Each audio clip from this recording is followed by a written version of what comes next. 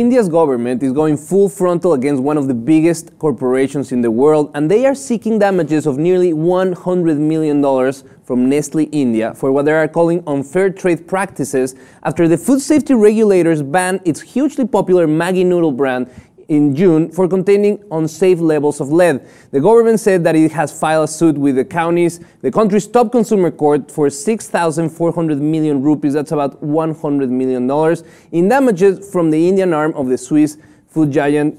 I mean, I have my beef with Nestle.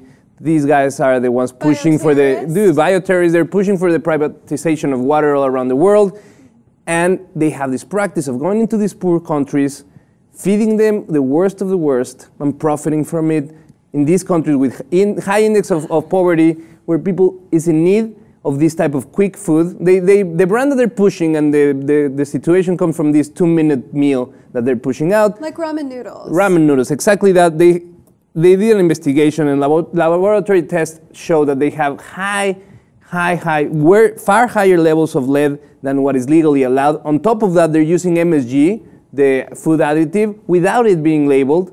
So now they are asking for almost half of the profit that they have done in the last year selling this product. Well, I mean, that's a little stiff. And I am not a Nestle fan. Monosodium glutamate, though, it's in everything. It's in ramen noodles here. But it's not labeled. That's true in this case. That's a highly addictive drug. Pregnant women are advised not to eat it. You know, elderly people are advised not to eat it. I don't know why they think that people aren't paying attention to them. We clearly are. We've been on to you for a long time. But unless people stop buying it, they're not going to stop making it. I mean... And that is the point. This product is Nestle's the fastest selling item in India. All the this is what the most... Exactly. That's what they sell the most in India. And that's what they're profiting the most. And now the government is saying, wait a minute, you're making a lot of cash and you're not only selling toxic food to my people, on top of that, you're lying to them about where you're putting it. I don't know if the government's entitled to half of their half of their, what they're making. It just amounts to half of their earnings. They're not calling for half of it. They just, the suit amounts to what will be half of their earnings. But they're not saying like, I want half of your earnings. But I still believe that this is a great precedent of countries and governments around the world to stop the influence and the lack of integrity that these multinational corporations have, because that's what they do. They go to these countries and they get use of these trade agreements like the TPP, and they will get even worse and worse with this. We've indicted the TPP with this Nestle this is what happens.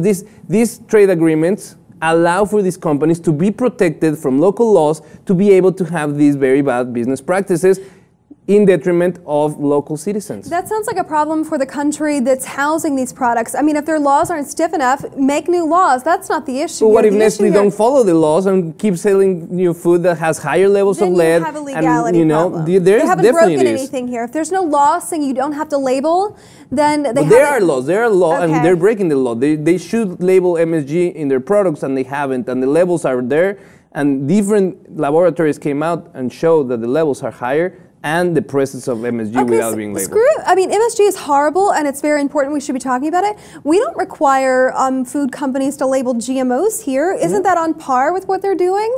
I think it's a mistake. I don't know if it's in par with what they're doing. I think it's a mistake, and I think labeling is the last resource that we as consumers have to know what we're putting into our bodies. Is the labeling. Yeah, and it's sad.